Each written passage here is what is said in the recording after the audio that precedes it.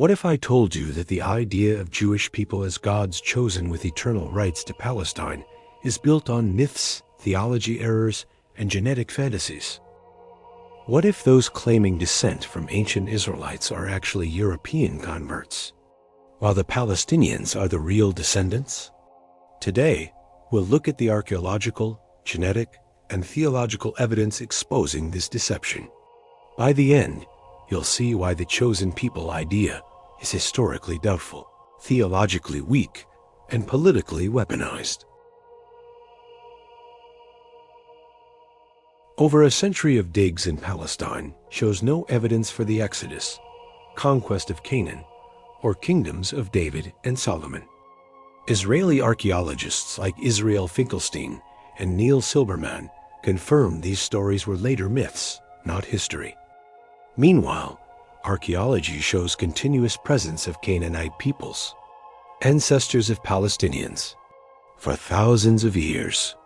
So how do European converts of the 20th century claim superior rights to this land? Even if biblical stories were true, chosenness was never about eternal privilege.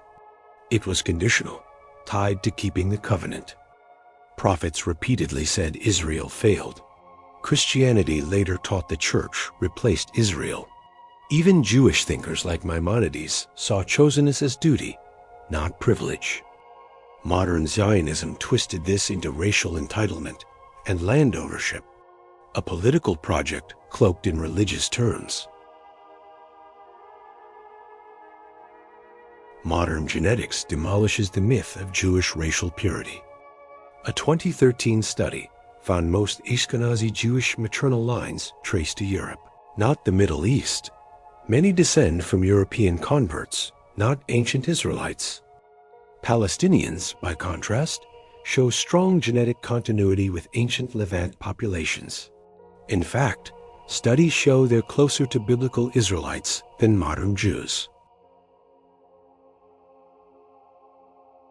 Research suggests many Ashkenazi Jews descend from the Khazars, a Caucasian kingdom that converted to Judaism in the 8th century.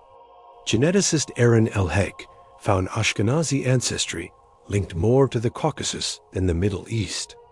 If true, Zionist claims of return collapse. This was not return, but colonization.